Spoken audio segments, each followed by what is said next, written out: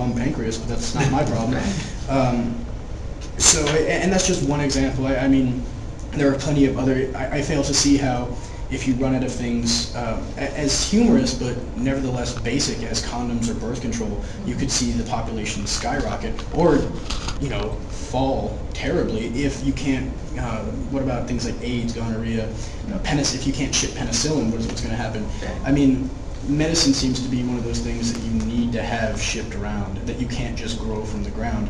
And while I do like the idea of things like growing your own food, and even, I'm American, I've been raised American, I don't like the idea of living in a mud hut, but at the same time, I could even stomach that a little bit easier than I could watching people die from very basic things because we can't get that from Mother Earth. And I don't know, I mean, even forgetting the medicine part, there are people living in, well, we live in California right now, it's just one big desert. If we don't pipe in water, give it what? Give me a figure. Maybe 20, 25 years, this place goes to dust.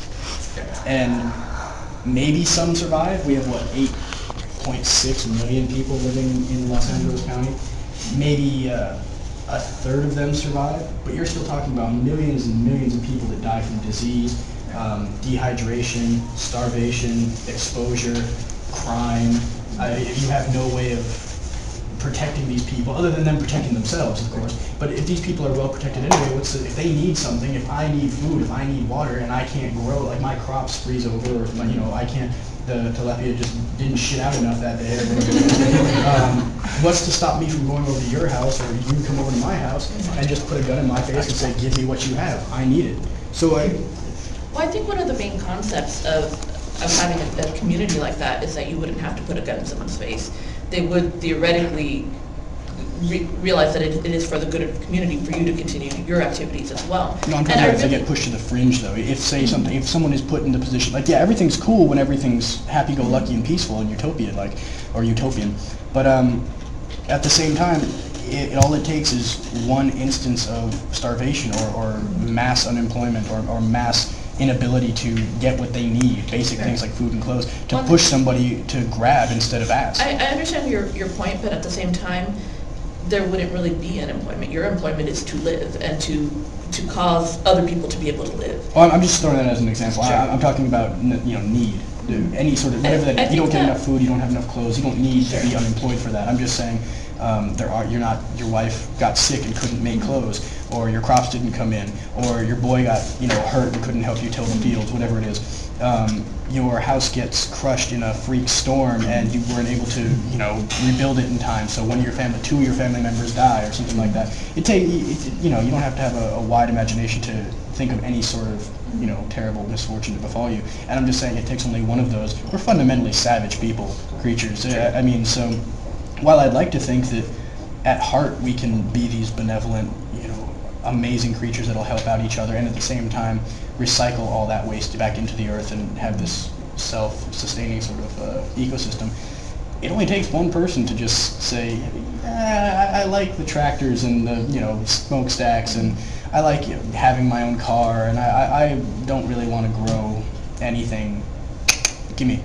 And that's all, or it doesn't even have to be a gun, it could be a rock, but I mean, it takes just one act of violence to set the whole thing downhill again. And how would you comment on that after?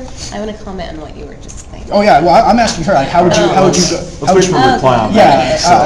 up against that? Going back to your original point, in terms of medicine and other things that aren't available to be grown from the ground, I think that it is important to be able to have some trade. I'm not saying that they're going to be completely cut off from each other. I just think that what you shouldn't be doing is having one or two states in the country feeding the rest of them. Oh, of course, yeah. So I misunderstood you then. There are some things that should be grown in-house and some things that obviously cannot be.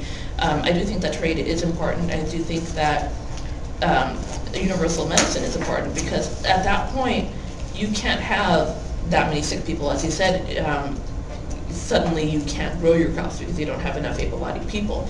I think that there should also be the ability to move between towns.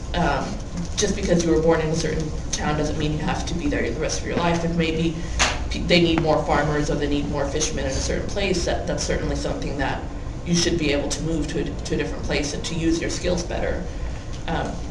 in terms of violence and everything, I would hope that people would understand that there's no need for that, and that would be the goal of the community, is to make it so that there really isn't a need to do that.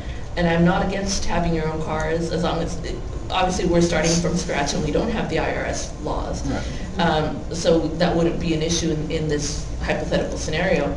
I think everybody should be able to have all those comforts by not necessarily getting a 9-to-5 job, but by contributing their fullest to the community. Do we have sociopaths in this thought experiment?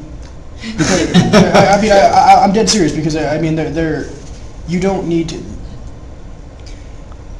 The statement, I hope people realize they don't need to do that, is predicated on the further hope that people aren't just going to be intrinsically violent. There aren't going to be sociopaths or psychopathic people out there who really don't care what you want or feel or think. If I want money or violence or sex or so on and so forth, I'm going to take it. And I mean, if we're taking these people out of the equation, then of course we don't need to worry about them. But if we're just trying to make this as realistic as possible, then that is a very real problem. And how would you, and if so, would you, or how would you do this? I think I would have a Protect system against basically this. of exile. If you're not contributing, if you're being disruptive to the community, you get to make it on your own in the forest instead of in our gated community. So no sense of justice, just toss them out. I think there would be, I won't call it a trial, but basically voting in and out by the community. I think Margie and then Kelly wanted to say something. Yeah. Before we get you off the hot seat. I just wanted to clarify on what you were commenting on before, because I wasn't sure. You were saying just like in an incident where her crops were no longer growing, or some sort of crazy famine happened, and she was attacked. I don't see how that could be different in the society that we live in now. There can be something crazy that happens where everyone kind of loots, and even with our political system. So, and the thing is, I really, really agree on what you were saying as far as growing our own food and just living more organically. It's more it's healthier, and it's more like financially. You don't have to deal with the stresses that financial issues commonly bring. So I don't know. I just really agreed with what you had to say, and and I wanted to know what you see. It would have to be on a bigger scale. I'll address that in a minute, but yeah, go for it. Well, yeah. One of the I'm sure it was meant to be rhetorical. The question: are there sociopaths? No, I was genuinely curious, because if we're tossing them out, then she doesn't have to worry about that. She doesn't have to worry about protection, cops, things like that. I mean, the reality is, yes, it's a thought experiment. So if it helped at all, we would be able to remove certain variables just to get down to the basic idea. But in this case... But you see how if we're doing that, then, okay, there's going to be nothing, there's going to be no famine, no disease, no nothing like that. If we're going to make it ideal, then why even have... I was kind of in Vincent's money. Okay, I'm sorry. Yeah, I'm saying you can remove certain variables if it helps to make a point, but I think it's counterproductive in this case, because these things are real concerns. But what I will say is that mental illness is a reality of life. That'll happen. You're going to run into a sociopath or a psychopath. Yeah. You just have to come up with a system to deal with them, like any other government. You could do sort of a mental hospital thing. You could kind of do the obviously there's the legal system, and you can just do it to any thing like that. Any population at this point that people start bending, sort of social contract, at that point you have to make some sort of consequence, and that's a naturally developing thing. I would believe that, the commune will have some sort of law, and there will be some sort of trade, and I think that'll deal with a lot of the problems of, we don't have enough of this, we don't have enough of that.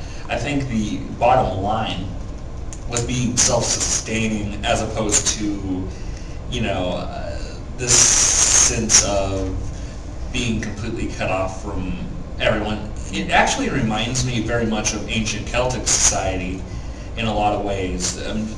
Small groups. In fact, the Celts fought a lot, but they were small battles, never big wars. It was just, and it actually was a